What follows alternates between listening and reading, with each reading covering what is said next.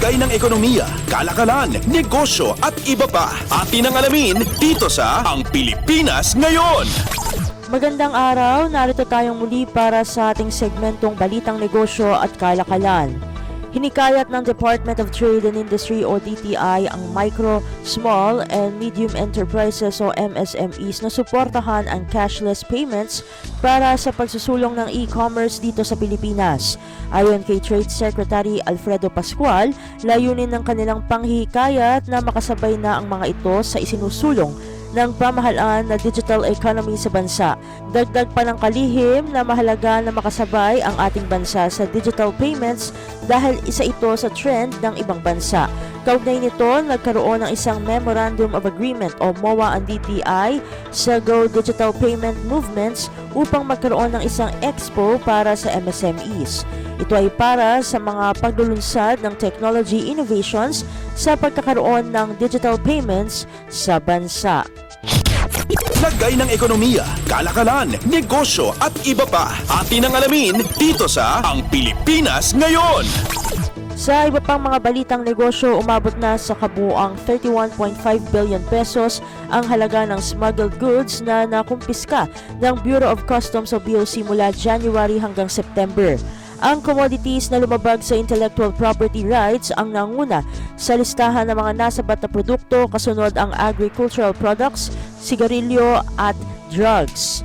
Karamihan sa mga produktong nakumpiska ng ahensya ay counterfeit items tulad ng sapatos, bag at damit.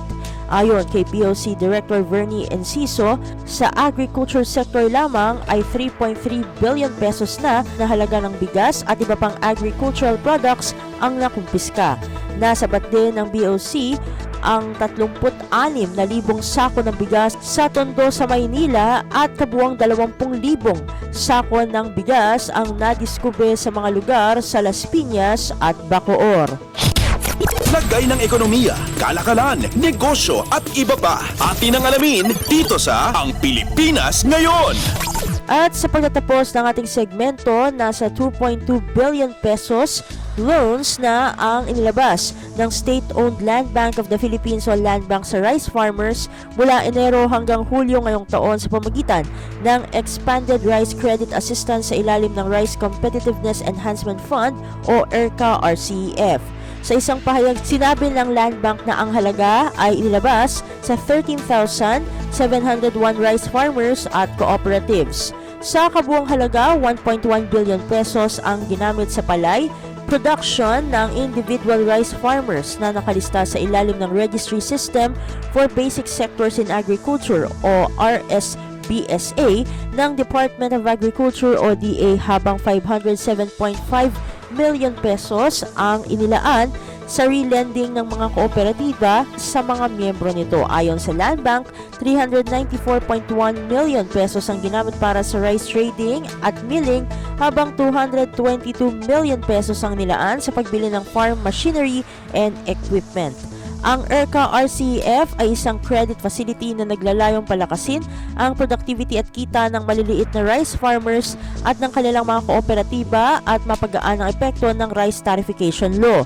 Sa ilalim ng programa ay maaaring makautang ang mga rice farmer ng hanggang 70% ng kanilang total project cost sa interest rate na 2% kada taon. Lagay ng ekonomiya, kalakalan, negosyo at iba pa. Atin ang alamin dito sa Ang Pilipinas Ngayon. At dito na natatapos ang ating segmentong Balitang Negosyo at Kalakalan. Para sa Radyo Pilipinas World Service, ito si Steph Vicente. Muli, magandang araw. Lagay ng ekonomiya, kalakalan, negosyo at iba pa. Atin ang alamin dito sa Ang Pilipinas Ngayon.